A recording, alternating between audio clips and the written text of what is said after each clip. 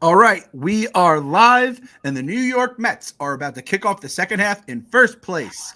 23 games over 500, and a goddamn wagon that's only going to get stronger by the trade deadline. And we have a very special guest today here, boys. A very special guest, a friend of Cohen. That's what I'm going to call. Yes, that's a good You way know to what put this it. is? Yeah. This is our trade deadline acquisition. We have Wow. acquired Castellani for, I don't know. We'll do a player to be named, a blogger to be named later. We'll go on your show.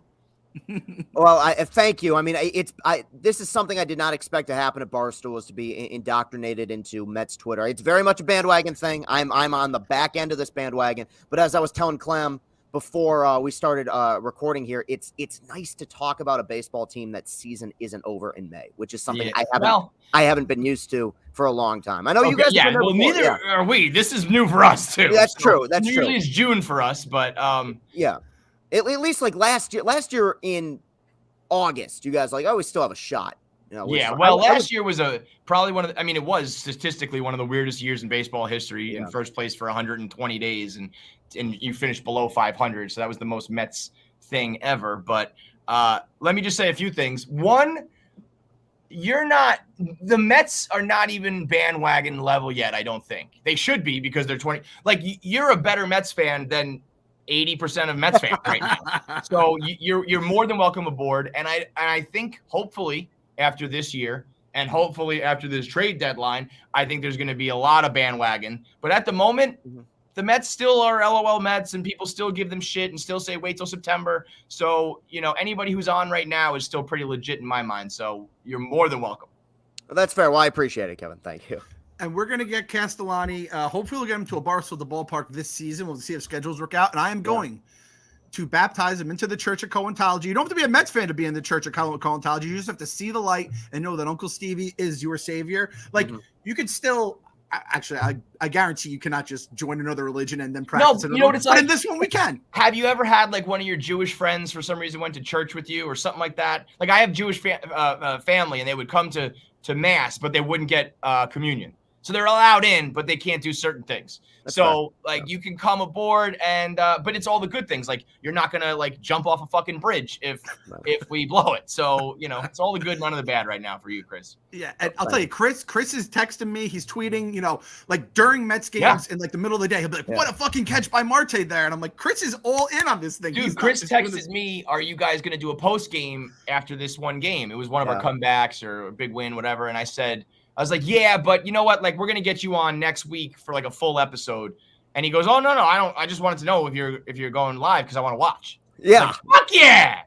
I'm a consumer of so much baseball. I prefer good teams over bad teams, obviously. Like, who doesn't? But I said on Redline yesterday, like Padres Rockies that starts at like 9:15 on the East Coast. I'm there. Like, you're sick. You are a sick motherfucker, dude. I watched one of the worst teams in baseball, and I've missed one game in the last 8 years. Like, and that was because there was a Barstool tailgate last September. Like, that's how I. The only thing you're more loyal to than the Tigers, Barstool. Oh yes, at this point, 100% for sure. Yeah. Can you? We have. I've waxed poetic. I've said it as many times as I can. I think I'm going to have to reiterate it and say it with my chest again this episode. But as a non-Mets fan, because people fall in love with their prospects and whatnot, can you please tell these people how much of a absolute no-brainer it is to trade for Juan Soto? Oh, you make the move if it's there. My theory about the whole thing, Juan Soto, and people might disagree with this, but people are wrong. Juan Soto is the best left-handed hitter in baseball since Barry Bonds. Yes. This guy is an on-base machine. He had a 465 clip a year ago. In the COVID year, he had an OPS like it was approaching Bonds levels. It was like 1,100 or something like that. He's having a down year with no protection in a shitty lineup, and he's still reaching base at a 400 clip. He hit 5 home runs in the last 11 games of the first half. Like, this guy is an absolute machine. Now I've had my theory for a minute that it won't happen simply because I think the Nationals, just like out of respect, are not going to trade in division. But you do it if the opportunity is there. If it was a rental, if it was he's going to be a free agent next year, I'd almost wonder, okay, I kind of get it. Don't sacrifice too much of your future for the present. Guy's got 2 more years on his contract after this year. So even if something happens, you don't make the World Series, don't win the World Series this year, you're going to have 2 more cracks at it at least. And you got Steve Cohen money, meaning that you could potentially re-sign him to a long-term extension. And those are we've been talking about those, like, probably hopefully not, but being pessimistic, the last 2 years you're going to get of Jacob deGrom and Max Scherzer being healthy, being together at the current cost they're at. So, yeah, even I said the other day, you only do it if you can sign him. And now I'm starting to lean towards you do it no matter fucking what, because I've been just thinking about it more and looking at the numbers more and talking about it more and realizing where this team is at and where he is at. And it's like, I think you will rue if it's up to us. If the Nationals come out and say, we were down to do whatever, and the Mets were the ones who said no, I think you will rue that day for the rest of your fucking life. And the fact is, if you guys don't do it, a team that you're probably going to have to play in the playoffs is going to end up doing it anyway. So it's or even, it sounds crazier to think it's worse, but for my day-to-day life and the life that I live, go to the Yankees might be even worse than someone that we're going to face in the playoffs. And hopefully we face Yankees in the playoffs anyway. It's hot off the heels of Judge being like, oh, I hope you're always going to be an Aaron Judge fan. Like, bro, that he didn't even give a no answer. Like, that answer is way worse than saying absolutely nothing. So now they look at that and they go, well, we can just go get Juan Soto to fill in that spot if he walks. Dude, that's scary. A crazy question to put him on the spot at the All-Star game where everyone's just kind of like fucking around and like we're just having fun. The fact that Aaron Judge didn't just go with the company line right then and there, being like, it's still pull a Kyrie. Who fucking cares? That guy needs to stay the good guy. He should be like, I want to be a Yankee. I want to be a Yankee. I want the pinstripes, and let them be the bad guy. That kind of just exactly what you said. That almost galvanizes the Yankees to be like, all right, well then fuck you too. And she hit it behind a 10-year-old Jake from a it's like, totally made up. Totally fucking made up source. That was ridiculous, man. Part of my take used to do that too. They'd be like, oh, we got a question from an 8-year-old. Like, why do you suck so much against left-handers? And it's like, what the fuck kind of shit? Yeah, that was a joke of a question. I mean, he's 9 feet above her looking down like, are you fucking kidding me? Oh, I didn't want to put you on the spot, but I just absolutely did.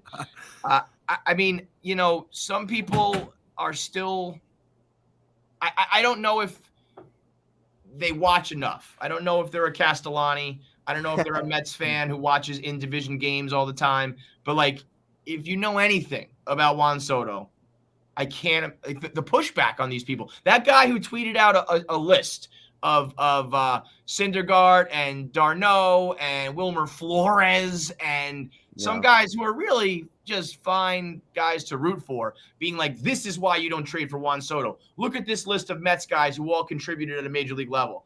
I was like, I would trade all of them and the prospects and the money, all of it. It's like you're talking about trading for a Barry Bonds type. It's asinine that we're even discussing should.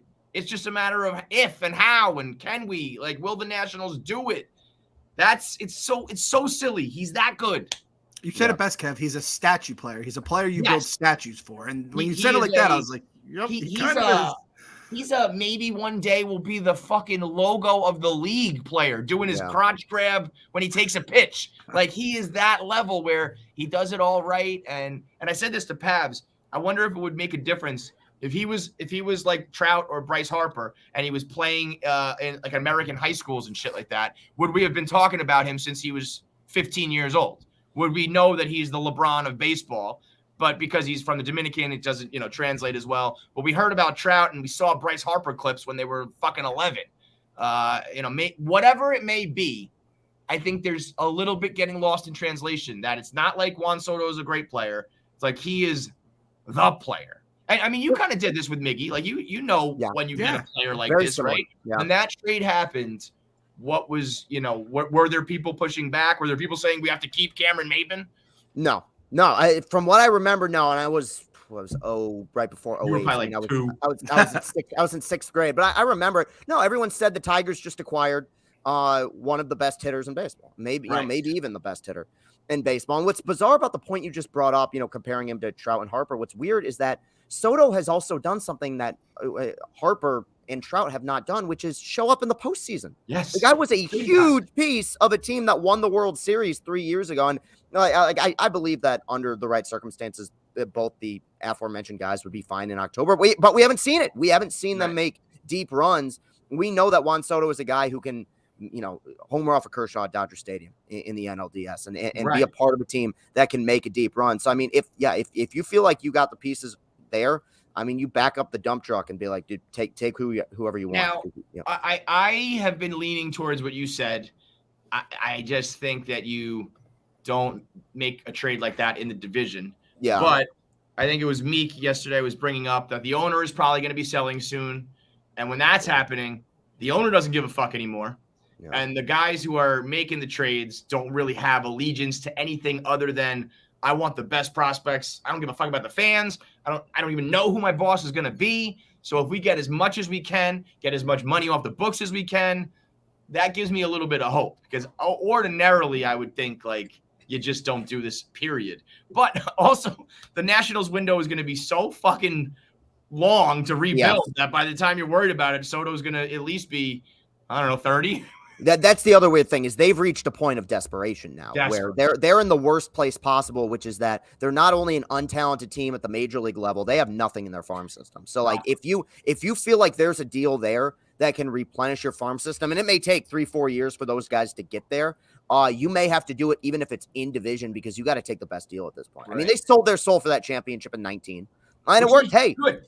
Banner year. That not only was it their first championship, it was the first playoff series they'd ever won. That's why Mets fans who were somehow still against it, like look at what the Nationals did. Like they sold out and they got one. And yeah, they are paying the price now, but flags fly forever, man. I will do whatever it takes for that one. And especially if a move like this, you'll probably be in position for more than one, because you're talking about a generational talent. Yeah. But I guess the question then is, do they have the best package, and how much of that package can be money? We know they're going to want to unload Patrick Corbin. These bozos on SNY talking about Jeff McNeil and there was another pro level player that was going to be in a package to return. Like, what the fuck would they do with Jeff McNeil right now? The early asking price, from what I was told, basically the Nats, the first thing they were asking without Corbin involved, every Mets prospect that's actually worth something, the Nats want. Like, all of them. Like, you can go up and down the top 3 prospect list.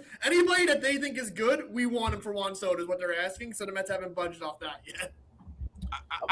They came in preaching that they want to build the farm system and do it the right way and da-da-da-da. But, like, we're number 20, even with all of those top-end players. Yeah. So when we get rid of them, I think it's literally we might be 30th. Like, we may have some wiggle room, but it's probably going to be towards the basement. Do you know how little I care about what our fucking minor league ranking is? Bring back Tim Tebow. They could sell tickets for that. You know what our major league ranking would be? Fucking 1, dude. Right. Yeah. That's all that matters. System, yeah. You're talking about taking a team. Now, what's wild is that everybody in the mix is basically a top 5 team in their league. So somebody is going to be a top 5 team who gets Juan Soto. And yes, anything can happen in baseball. But for the most part, it's probably going to be like minus the Rangers. I don't think if the Rangers get him, they're going to win the World Series. But I think like you add Soto to the Yankees, the Mets, the Padres, or Dodgers. Yeah. I mean, obviously the Dodgers. Then I think that's the team who wins the World Series. Maybe, something wacky happens, but they are the prohibitive favorite once that happens. I just think if it's possible, I don't see how Cohen doesn't try to outbid and outdick everybody on this one. If they just say, so like Patrick Corbin, right? Is Strasburg, since he's injured, is he considered like an albatross contract, or are they getting like insurance money on that? No, it's an albatross. I think it's an albatross contract. Okay, yeah. We'll take him too. Who else? Yeah. Who like Max Scherzer deferred payments of like $15 million a year. We'll take on Max's other contract too. Like we're already paying him a little bit. We'll pay Max twice. Literally, like go down the list. Who else? Because this is where Cohen has unlimited.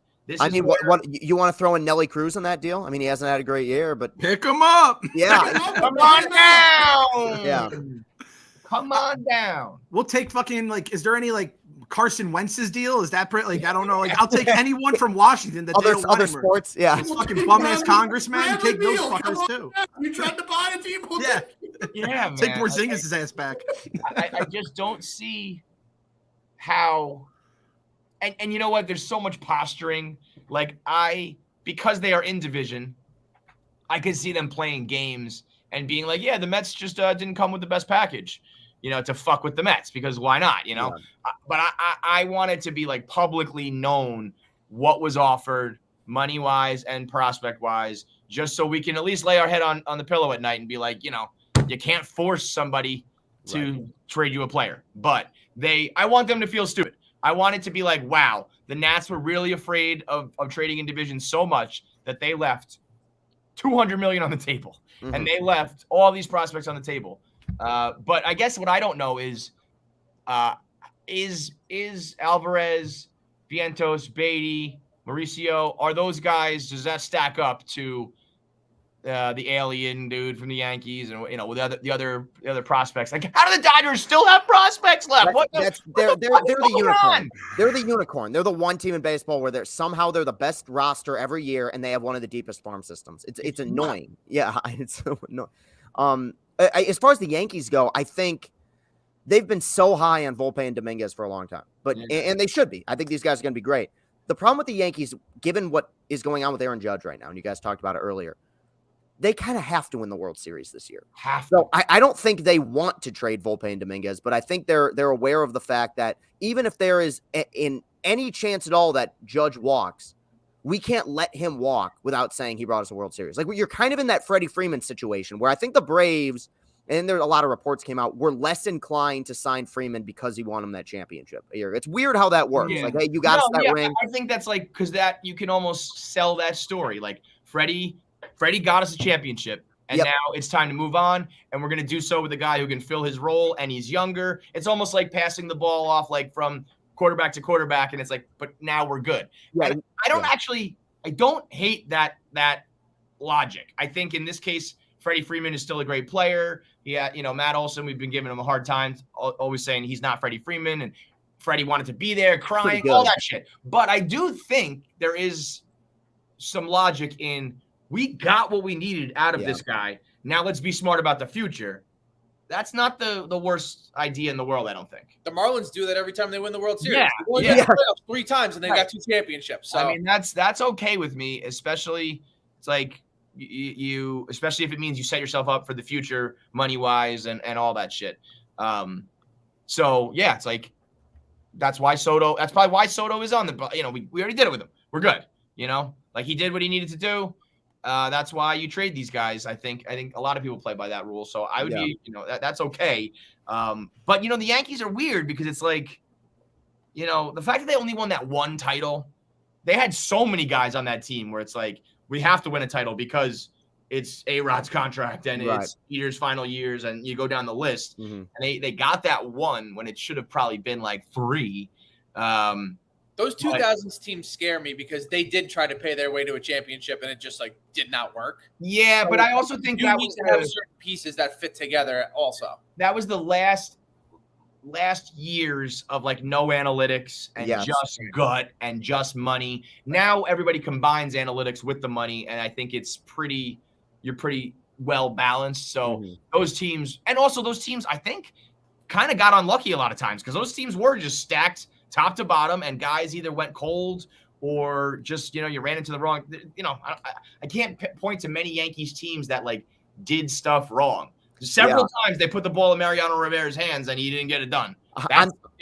On 3 separate occasions, they ran into Detroit and we just pummeled them. We just got red hot in either the DS or the CS and just popped them. Yeah. That's why I'm always there's a real part of my heart. My heart is made up of half Mets, and then the other half, it's half Mets, 40% hating the Yankees, and then that last 10% is all little bits of every team that's ever beat the Yankees in the postseason for me. So the Angels have a part, and the Tigers had a huge part of that because they're bugaboo for a long time.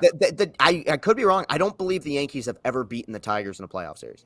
I can't imagine they did because you've played them so many fucking times, and I only remember the Tigers winning. I can't imagine other times with the Yankees. And it's that's why I love Verlander. I mean, there's a lot of guys that mean a lot to me because they just stopped what I thought were unstoppable teams. The line of demarcation in terms of age ranges for Mets fans, it's if you say Mike Scioscia, most Mets fans are like older Mets fans fuck that asshole, he ruined 88. And then the younger ones are Mike Scioscia kicked the shit out of the Yankees every single year in the postseason because they played National League Baseball against them and beat them at their own game. So it is kind of funny how that works out.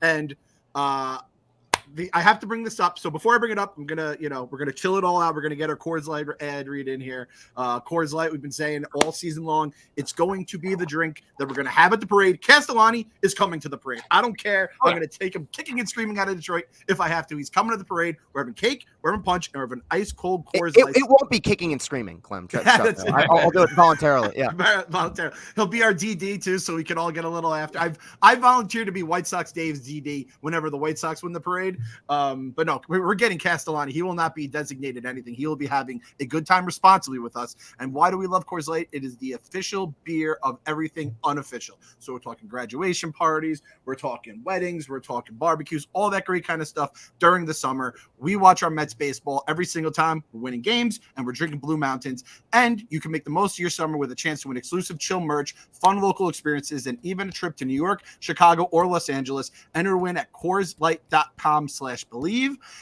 No purchase necessary. Sweepstakes ends August 15, 2022. Game ends September 6, 2022 to all 50 U.S. states, plus Washington, D.C. 21 or older only. Void or prohibited for rules. Visit CoorsLightSummer.com. And what are we going to do with the parade? We are going to celebrate responsibly.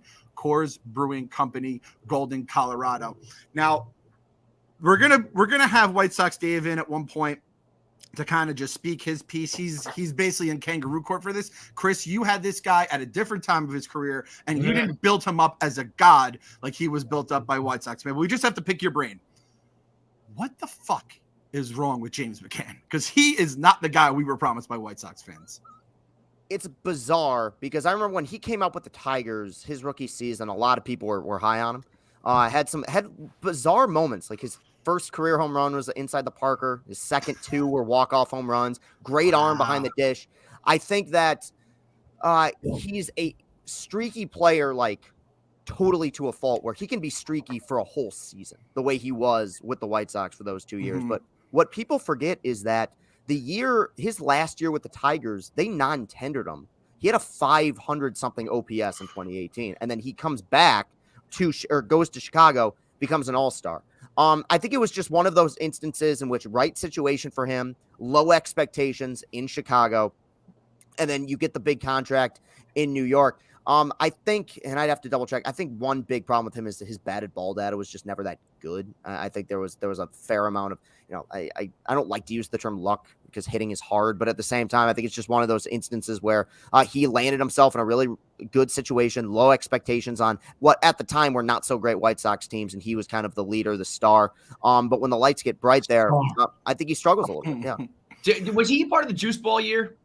Was that his big I believe so, because 19, I think, was the juice ball year. That was his all-star season. So, yeah. Fucking go, man. I mean, I think it's a combination of that kind of stuff. And also, as much as I hate the White Sox fans, and I'll rebuke them forever for putting this stank on us with this guy, I can see, like right now, after this season, if Luis Guillorme went somewhere, we would be poetic about him. We would be like, this, you're gonna fucking love him. He's amazing. And if he just kind of, didn't perform well, it would be like, yeah, he's been a backup infielder his whole life. Right. What are you talking about? Sometimes people have good seasons, and that makes them very endearing, and the fans love them and talk them up. But man, is McCann a tough one to swallow. It's like, what the fuck? It's so bizarre how fan bases get attached to certain players over others. Like, we had a guy who played in Detroit forever. Like, he was Jim Leland's favorite player. His name was Don Kelly. He was this played basically every position on the mound. Negative WAR player, but the fans loved him because he was a likable personality. And he randomly won us 2 playoff games. He homered in Game 5 ALDS against the Yankees, and I think had a sac fly the next year against the A's to walk him off. And yeah, you're right. Like with Guillorme, where you look at the advanced numbers, it's like totally average player, but he keeps finding himself in really good situations throughout the season where you're like, oh, that was a huge moment. And likable. So Tomas Nido and Luis Guillorme did a live stream for the All-Star game, and it was just about the most likable thing I've seen short of a Barstool live stream. I mean, those guys could slide into the gambling cave and fit in no problem. When Nido is answering questions from the fans and which pitcher's the hardest to hit, he's like, have you seen my numbers? All of them. And he started cackling, laughing. And honestly, if another player, if Dom Smith was doing that, if James McCann was doing that, we'd all be like, get the fuck off this team. But, Luis and Tomas are like this tag team. It's like the Rock and Sock connection that we all just love because it goes a long way. That's where I hate social media a lot of times with players and owners now. And I think it's usually all a negative. It's only how is it going to hurt you. But in cases like that, you know, the fans get behind you and everybody loves it. And you realize these people are people. And you like, I mean, I'll defend those guys to the death now. Nito and you know, Nito's batting under the Mendoza line in a couple weeks. I don't care. He's still my fucking guy now because that's just how baseball players are. And then, but by the same token, you know, we'll defend Nito to the death, but we'll say that Lindor should be kicked off the team. And we say Juan Soto is not good enough for, you know, it's like, it's just crazy who gets the respect and the love and who doesn't. So much of that is relative to expectations too. Yes, like and money. You give Lindor that 10-year deal like that, the expectations are going to be way higher. Yeah. What was the guy's fan makes $10 million to ground into double plays that the whole fan base just wants him to strike out. That is a big problem. That's why the juice balls in 2019, he can't even lift the balls in 2022. I don't even understand that. Well, there's two guys right now, Dom Smith and McCann, where it's like, you know, Space Jam shit. Like, did you get your juice taken? Because it's like, it's one thing to be bad. It's another thing to never hit any home runs ever again. Like we legitimately cheer for strikeouts with McCann so that it's not a ground ball double play. Dom Smith, we have our joke. It's like the Dom Smith watch. We are now over a calendar year since your last home run. That's not like, oh, you're slumping. That's like your career might be over. You've lost it. Like you're mentally not. It makes no sense that can happen. Chris, what was the guy's name that Leland loved? That was like Don Kelly. Don Kelly. Like, I'm telling you, you could tell, like, there's plenty of Mets fans. You say, who do you love more in your heart, Carlos Beltran or Wilmer Flores? And a ton of them would go, Wilmer Flores. Right. And it's the same kind of like, he was in the system forever. He cried on the field. He cried, had a big home run, pounded his chest, and they would choose Wilmer Flores because of a crazy whacked out season over maybe the greatest offensive player we've seen here. Guys, his walk-up song was the Friends theme song. Like, that's how we learned English. Did you know that's how we learned to speak English? It's amazing. Shut up. And we have to kind of bring this up. And this is our guy, too. We love him. We've had him on the podcast. He's great. Our boy Pete Alonso, I realized this the other day during the Home Run Derby. He's going to be a target for a lot of the other fan bases who are going to be nitpicking, calling him corny, calling him this. When he was lifting weights, when he was meditating in his zone, and I just saw all the other fan bases taking shots at our boy Pete, who is just a big meatball that loves hitting home runs. And that's why we love our little Peter. However, just telling you guys now, be ready for it come October. Yeah. He's going to be on the big stage. He's going to say or do something, and everyone's going to take it one way. We had fun with the meme. We all did. But that's our guy, Pete, right, Kev? We know that's our guy. I wouldn't have it any other way. He is a dork. He's a dork. And worse than that, he's a dork who tries to be cool. Like, it's like when Castellani used to make those music videos, 10 years ago. Yeah. One's cool. Wait. Bad comparison. Those are awesome. I fucking love those. Pete is the exact example. When I retire from Barstool one day, I want to try to make a PR consulting firm, and I want to just be like, Pete, run everything you want to do off the field by me, and I'll just go thumbs up, thumbs down. You want to meditate during the fucking home run derby? Don't do that. You want to lift weights? Don't do that. Even the year before when he was winning, when he was like nodding his head along, I was like, don't do any of that. Just be a guy who's known for like, I'm dumb and I hit baseballs. Like, that's fucking great, man. That can be a brand in and of itself. I would never tell a guy, because you want to make money off the field, you want to get endorsements and all that. You can be the guy that's just like, me, Pete, me hit ball. And people love that too. And you don't have to try to be something you're not. I know his response was like, if I'm going to compete, I'm going to compete to win. And I take it seriously, and like, all well and good, but just realize that will put a bullseye on your back. You will get a lot of hate for that. And unless you have thick enough skin, which up for debate with him, that might negatively impact you. So unless you can block all that out, you better not put that bullseye on your back by doing goofy shit that really just isn't necessary. Just make it harder for yourself, because it's like, when he lost the home run derby, it would have been fine, but you lost the home run derby being the guy who fucking meditates during it. So now we make fun of you. It just makes it harder. The one defense I would have now, him like meditating like Qui-Gon Jinn in between batters, I thought was a bit ridiculous. The one defense I would have is that, like, if he wins that competition, he's like doesn't he like double his salary like compared to what Yeah, he's getting yeah. paid I year think- in and year out? So that's the one area where I'm like, okay, I could personally understand him being like, I want to win this because like this is, you know, it's a minute until I'm arbitration eligible. But yeah, besides that, I'm with you. But No, he's you know what would be eligible funny? now. So Is he ARB eligible now? Okay, yeah. He could be like after he lost and someone asked him like what's going on, if he was like, oh, I had to take a shit, man, I was just trying to like keep it, you know, like just say something funny. You don't have to be like, well, I'm a competitor so I compete. Like you can just, you know, I don't know, there's just better ways to do it than to be the guy who's known. You just don't want to be known as the try hard. And also you could be known as that and it's really not that big of a deal. Fuck it, you go hit, you know, 50 home runs for me, I don't care what you do, but just don't make it harder for yourself because, you know, it's just an unnecessary pressure you put on yourself by being that serious. And I know he does it to be in the spotlight and to, you know, get the commercials and be known. And I'm the polar bear, but you know, there's a good way and a bad way to do that. I do have to shout him out. He wrote that article for the Players Tribune, and I don't think we realize how much we poo-pooed a very serious, life-threatening car accident. Yeah. Like he walked away from it, so we were like, oh wow, okay, whatever. Next topic. Like, is Jeff McNeil's baby here yet? It's spring training. But like when he described it, his wife was driving behind him, so she saw him get crushed. The car's flipping. He said like you know, everything like slowed, like everybody says it slows down for you, and he was like, that's not what happened to me. I had an immediate thought of like, my life is over, I am dead. And you know, because he was totally scratchless, we were just like, whatever. That's a fucking traumatic thing to go through. Yeah. And for him to just then, you know, the same that week take the field in spring training and this season go off and do what he's done deserves a shit ton of credit. So you want to make fun of him for lifting the weights, fine. Also, let's give him the props for being, you know, the RBI leader and an MVP candidate in my mind, coming off a season where, like, you know, if he said like, I got fucked in the head after that car accident and baseball wasn't my main priority, and you'd buy it. Yeah.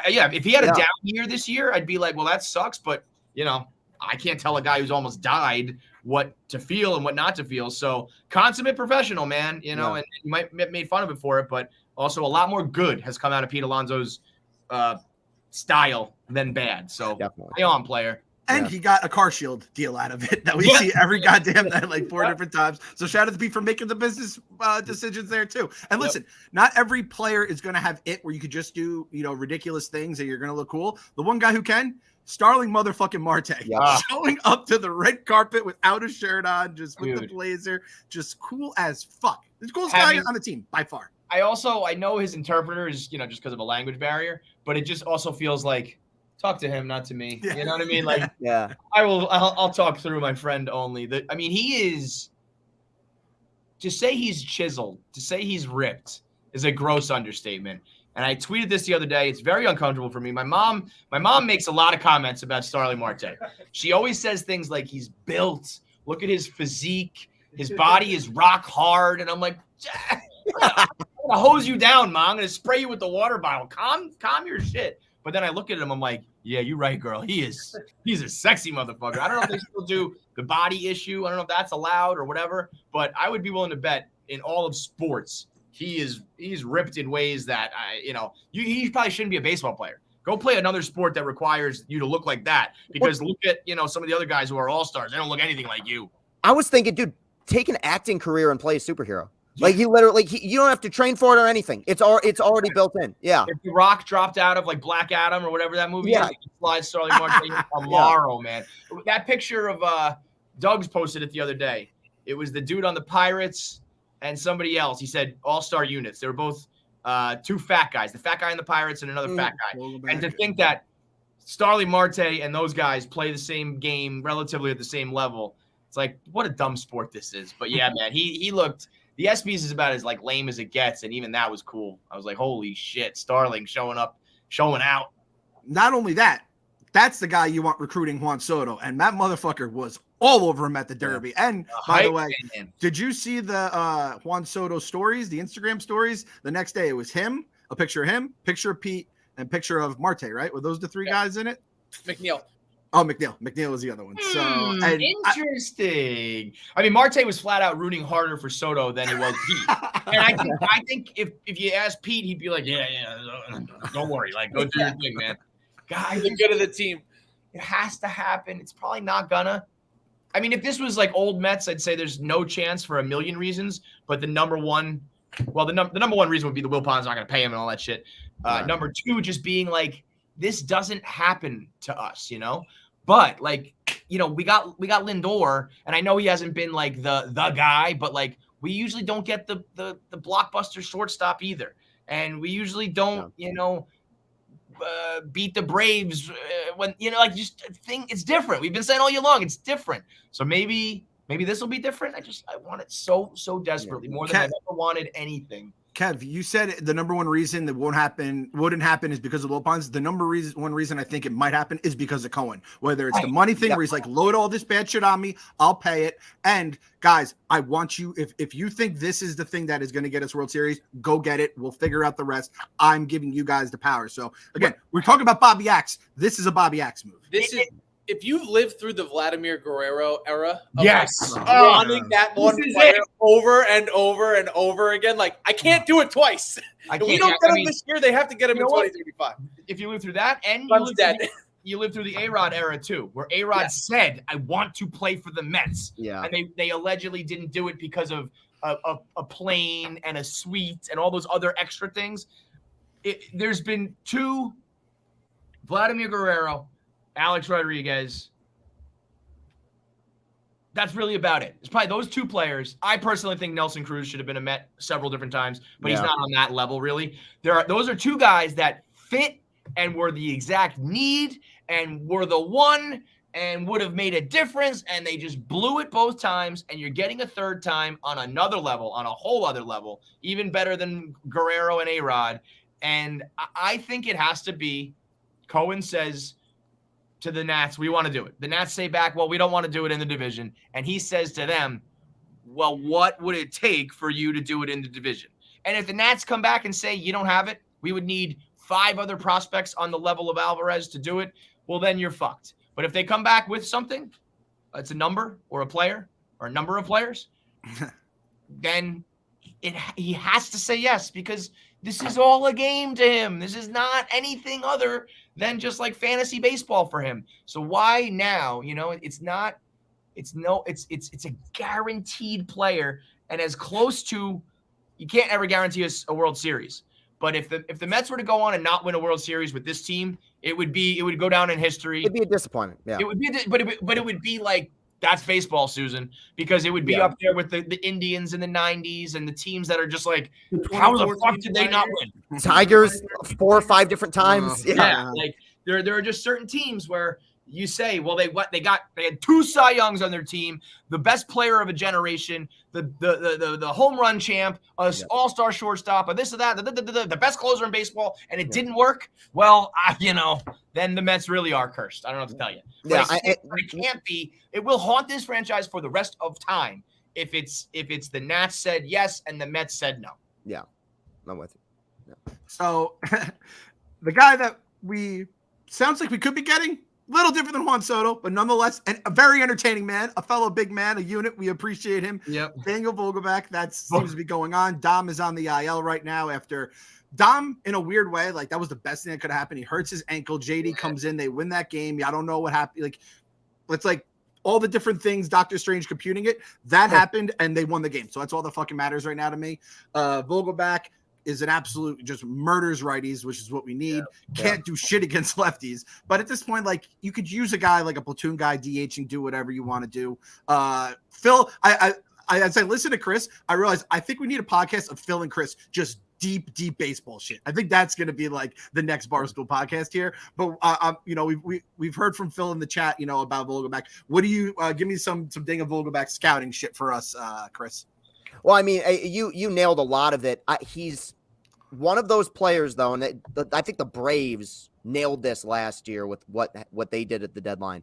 He's one of those players who could go 3 months with a 40% strikeout rate, or like a average exit velo like in the 30s.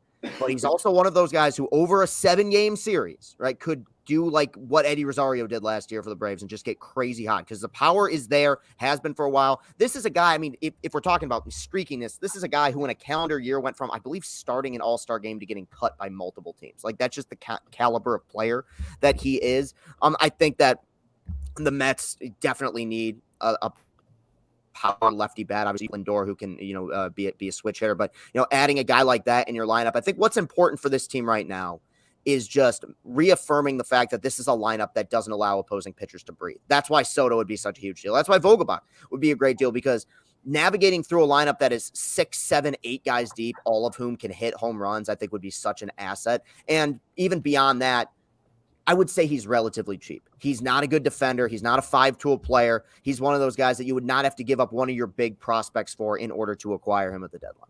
Let me just say this. From the non-stat head point of view, there's something in sports that almost everybody loves, and that's a fat lead. The fat leads are, I mean, we had it with Big Sexy, Bartolo Colon. When you have a unit on your team, I mean, you do the Google images of this guy. I'm streaming him running around the bases right now. Yeah, yeah. I want the one thing missing. Yeah, it's the righties and power and this and that. A fatso on this team would be, there's something about him. If you're a fat guy who can swing a bat, when you have that Schwarber effect, when you have, a Matt Stairs even, where it's like, you might put one out of the fucking stadium right now. He might strike out on 3 pitches, and he's not going to win an MVP anytime soon. But you're also not going to, that's not a spot in the lineup that you just go like pencil that in, whatever. That's an automatic out. A fat guy on the team would be a nice little piece from my point of view of the fan, the fandom side of it. I will say, bigger sexy, sure. We can do some big sexy talk with that. I will say, if we are hoping for Juan Soto and we get Vogelbach, it will be one of those like LOL Mets type things. But I say, why not both? What's the cost for him? What are people saying? What's that going to take? Not much. I can't imagine it's. I mean, once you go beyond your top guys, I don't like. Who cares? Yeah, well, that's what I'm saying. As long as I think in terms of the return, it would be. I like Vogelbach, but it would be essentially a who cares. Like, okay, as long as it's not we need that piece for a Soto trade or something bigger or better. Like, unless you guys just did something really stupid and just overshot it, which I don't think you will. Like, I think I saw a Pirates fan tweeted like, to get Vogelbach, the Mets would have to give up the worst minor leaguer in baseball, and then someone quote retweeted Thomas Sapucki's stats. That was Phil. That's what it was. Yeah. I mean that I'm okay with it. I mean that he mashes. Look at that. Yeah. I mean he mashes and he takes walks, which is it's very much in line. That chase rate cracks me up, man. That's Javi Baez level. Yeah, man. I mean, no, that means he's good. At that's good. Okay. I thought it was the opposite. I thought it was saying, like, how does he walk so much then? Okay. A sprint speed. Look at the sprint speed. 2 out of 100. Blue as the Rocky Mountains on your Coors Light bottles right now. That is Daniel Vogelbach. I'm all for it, man. Like that is kind of the thing. We haven't had a lot of power. We haven't had a guy who's just strictly a bopper. We need it for the, mash righties. He's not going to cost anything. Give me Daniel Vogelbach. I think Dom Smith, except if Dom Smith hit home runs. Yes. That's what like Dom was supposed to be, right? And wasn't. So, and the fact that we can get a bopper without sacrificing that on base, we're the team that manufactures runs. We're the team that gets on base and moves them over. The fact that he can be both of those things at the same time is usually, it's hard to find. So sign me up. I don't want to do this to you guys live in the pod, but I just had a vision. Clem Report, Game 4 of the NLDS. Big at bat. Vogelbach gets a big hit. Jankowski pinch runs for him, scores the go-ahead run. So I'm just putting that out there now, July 24th, 2022. Beautiful. Putting it out. I see it in the manifest it, Clem. And you know who started that game? Jacob deGrom started that game because he's pitching right now. Is it a day game, night game? What's going on? I just got his sim games later tonight. So okay, sim game later tonight. I love that we're getting like the tips early from Meek too, because like you guys said, if that news had come through, listening to the WFAN hosts and callers lose their fucking mind yesterday with that news, I was like, we've been sitting on that for what was it, 4 days? I was like, that is something I don't want it to be like, I know something you don't know, Right. but I do want to like try to impart to the fan base when like what I'm learning, because we have a little bit of this inside track, is like by the time it reaches the public, it's a game of telephone where it's like he's injured and he's not coming back, where, you know, the initial thing was like, you know, like something else just kind of bothered him for a second. So he shut it down for the day because he didn't want to pitch anymore. And it's like, oh, okay, fine, we're good. And so I realized that all these years I've been part of the hysteria, and it's not really your fault when you're a fan, because it's given to you, to the public in such a way. But just know that like 95% of what you're hearing is usually like hyped up to get clicks. I really feel like I'm taking the red pill or the blue pill, whichever one it is, where I'm like, oh, I see the Matrix now and I understand how this all works, because all of the Jacob news we've heard ahead of time. And so everything's been like, okay, we're fine. I'll tell you what I don't like. I really don't love this idea of one more simulated game, and then if all goes well, his first start back is against the Yankees. That is stupid. No, yeah. That is not a good idea. It could be absolutely awesome, but the risk reward on that is insanity to me. I know he's the type of guy who'd be like, fuck it, I'll take the ball against anybody. I know that the fans would maybe love the idea of him like shutting down the Yankees, but do exactly what we did with Max. Max's return has been perfect. Yes. Striking out guys, winning every game, lights out, because he eased into it against the shitty Reds. So one of these series against the Nats or whatever else is on the calendar around the Yankees, wait. The main reason why they want to get him the Yankees is so he gets 2 starts before the trade deadline to assess do they need another pitcher. If they were to start him versus, say, the Marlins next Friday, you only get 1 start before the trade deadline. Bro, let me tell you something. That's just the logic. Let me tell you something. We need another pitcher. Done. I fixed your problem. We need another pitcher. Just it's always DeGrom insurance. More. It's DeGrom insurance. We need DeGrom insurance no matter what. Like if DeGrom pitched well twice instead of once, we're that convinced that he's not going to get hurt. Yeah. No. Like we need another pitcher. The level of pitcher they need. Like let's say he blows his arm out. It's like let's go for Castillo. If he's fine, but like, 1 start versus 2 is, what's the difference between 3 and 2 and 4 and 2? It's like you're gonna have to always worry that Jacob DeGrom's gonna get hurt, and you always need more pitching. So I answered your question. So go get him, and don't start him against the best lineup in baseball. And while you're at it, get some relief pitchers. And Juan Soto. Anything anything else? Chris, what can you guys offer us? What's in there in Detroit that isn't a long-term piece, and you guys want to maybe get a couple prospects down there? Is there anything you guys can help us out with now that we've formed this alliance here on the pod? Potentially, yes. What is the most bizarre thing about this Tigers team, and it's the saddest irony in the history of baseball, maybe in Detroit sports, is the fact that the one unit that has murdered us, that cost us World Series, has been our bullpen. Fuck Fernando Rodney, forever and a day. Rodney, Benoit, Valverde. I mean, take your pick. I mean, they've had some doozies here. Jabba Chamberlain, his corpse in 2014 blowing a playoff series for us. I mean, but the great irony here is that the Tigers bullpen is great. The Yankees and the Astros are the only teams in baseball that have better bullpen ERAs than the Tigers. Like, one of these things is not like the other, right? It's just bizarre. So I think there's 2 options probably that stand out. One is the closer, Gregory Soto, who drives me nuts. No, because then we're gonna get Soto. No, that too. Headline's gonna say we get Soto. No, that's fair. That's fair. You have to trade for 2 Sotos. The Wilpons have murdered this guy's brain, man. That's like the example. Like there's some dude out there who rubbed a lamp and a genie came out and he said, "What do you want?" And he says, "I want Soto, and we're gonna get Gregory Soto." We have Soto at home, mommy. I want Soto. We have Soto at home. No, but beyond that, and this is ironic, and I think Phil and I have even gone back and forth about it on Twitter. Michael Fulmer. Yep. They're homecoming. Let's cook, baby. Part of the Cespedes deal, having an excellent year. 2.38 ERA right now. Good strikeout numbers. Doesn't I think velocity on the fastball is down a little bit, but been a great 8th inning guy for Detroit. Pretty versatile, can pitch more than 1 inning at a time if you need him to. In a contract year as well. I mean, it's part of the reason why, as a Tigers fan, I don't want to do it, because I know what we'll get back, which will probably be nothing. But you're essentially looking for a rental. I think if there's one thing about Edwin Diaz you want to make sure of, is that he's as fresh as possible going into the postseason. You used him in a ton of high leverage situations. Fulmer is a high leverage guy. Fulmer is a guy who, hey, we're going to give Diaz the night off. Let's have Fulmer close this thing out, type of reliever. So I think in terms of what they would offer to the Mets, you're not going to give many hitters. I mean, because we don't have any. But beyond that, I think in terms of some bullpen pieces, maybe an Andrew Chafin potentially as well. But I think the two key ones that people are going to be honing in on are probably Gregory Soto and Michael Fulmer. Does that cost? What is that? Oh, wait a minute. That's him? That's Chafin. Oh, okay. I was going to say, that guy's named Soto? No. No. But I'll take him in a heartbeat. Give me a fat guy and this guy, and we are a perfect. Give me Soto, a fat guy, and this guy. We're a perfect baseball team. Who was the guy that looked like this? He was on the Tigers and the Marlins. He was an old relief pitcher. Oh, well, we had Phil Koch for a minute who kind of looked like him, but then there was What about Rod Beck? He kind of looks like him. That's a real throwback. Rod Beck. I don't know if it was Rod Beck. There was a guy, though. There was a pitcher that looked like this. I'll look it up. I'll figure it out.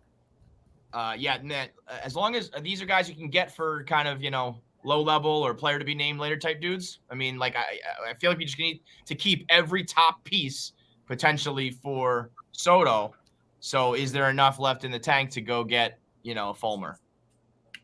So those guys aren't like, we're not breaking the bank, from our end, and you guys are not going to keep them for long term. Because that's the thing, like the fucking Guardians closer, Clase or whatever, who came in the All-Star game, and I don't really watch a lot of baseball like you and that sick fuck Meek Phil do. I was like, holy shit, that guy's awesome. Him to Diaz, Max and Jake, we've just won the World Series because those 4 games we can win every single series. I can tell Castellani hates seeing Clase whenever it's a close game versus the Guardians because he's unhittable. Oh, he's a machine. Yeah, like that's a real reliever right there. That's why I love the All-Star game so much, because it's like these are real baseball players that do like amazing things that I rarely ever see from my team. But you guys brought up Diaz. I have a quick question about that though, because I've tried to look more into it. How is it that he went from like the biggest like meme on Mets Twitter to dude, he's having a transcendent season? Is it as simple baseball, the fucking baseball? Gave up a ton of home runs in 19. That's the number one victim of juice baseballs was Edwin Diaz, and I think some bad luck. I think it was the perfect storm for him, and now I think he's like having luck the other direction too. That's not, I don't want to say luck, but just like it happens to be that the best year of his life is coming on the heels of all this. I mean, he strikes out everybody. That slider's so strikeouts in a ground ball every game. He had such a bad year of like control issues, and then I think it got into his head and it snowballed even into like the second half of that first season. It was just like he knew he couldn't control the pitch that was getting people out, and because of that, he was just relying on the fastball, and they were catching up to it. You guys are burying the lead too. Yeah.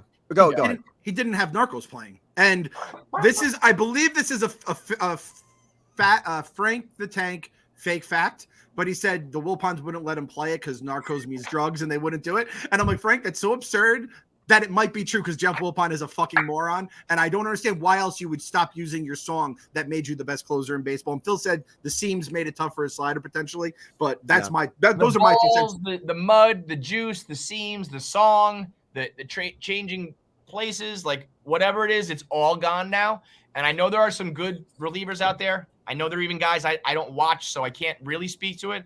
I'm just saying I can't imagine there's someone out there better than him right now because he almost strikes out every single batter. So it's just like, how does it even get better? I feel like you can be as good as Diaz, you just can't be better than him. It feels like a typo when you go on his baseball reference page and you see like 17.8 strikeouts per 9. Like it's actually ridiculous. He struck out more than half the batters at this point, I think it is. And it's like, which also the Wilpon in me feels like this is setting up for, Game 7 of the World Series, and the guy who we say is the best in the world is going to blow it or something. But also, I think that's almost been beaten out of me by him, where I just keep apologizing. I just keep saying I'm sorry to him because I was like, this dude's cooked. You can't have this bad of a season and really multiple seasons and be like a lockdown guy. And he's just like, yep, nope, I am. Sorry. Shout out Joe DeMayo. Have to shout out our boy. I'm the VP of the Diaz. More right than anybody's ever been right. Trust the Diaz. And here our boy Robbie says, how do you feel about Snicker not putting Diaz in the All-Star game? I fucking loved it. I would have rather him not even gotten up and started like dry humping, but fuck it. I do not want that arm to be used. I'm happy Marte didn't play. I would have liked to have nobody play. I wish they didn't go. I wish they all stayed at home with their babies and their families and shit, so I don't have to hear about any of that anymore. Like, get your time in when your days are off. Actually, Kev, this is good, actually, because guys at home with their wives, nothing going on. 9 months from now, we're getting more fucking babies in our lives. I don't need any more babies right now. So this might have been for the best. Again, today was an absolute delight with our boy Chris. And our boy Chris, I remember when you first joined Barstool, you wrote a blog about like Jacob deGrom is just such a privilege to watch. And I'm like, this guy, like, he kind of just likes all of baseball. And you are a goddamn beautiful baseball robot. We love you, man. You're an absolute delight. You come on during the show and watch. And one hell of a dozen trivia player. One hell. But you know what, dude? I've lost a fair amount of sleep over my tournament performance. I'm still pissed. That was John Starks in the NBA Finals, dude. Hey, God damn it, Castellani.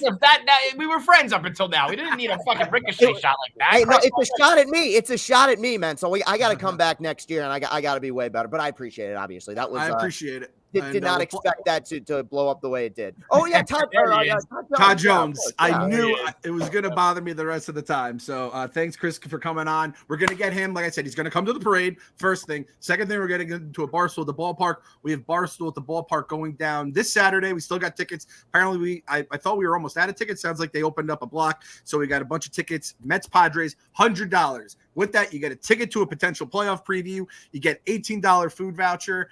You can use anywhere in the ballpark, Shake Shack. I had the fucking rice balls there. Those rice balls, the Arancini brothers. Oh my God, they are out of this. You have like a Nutella one. You have a typical rice ball. You have buffalo chicken, a bunch of different ones. Fantastic. And you get, obviously, the all-you-can-drink beer for either from an hour before game to 2 hours afterwards, so 3 hours, or the seventh inning, whatever comes first. And they showed that Rico Bosco wrote a Some Things blog about how expensive it is to take a family of four to the ballpark now. $100. It's the best deal in sports. So we got Padres coming up this weekend.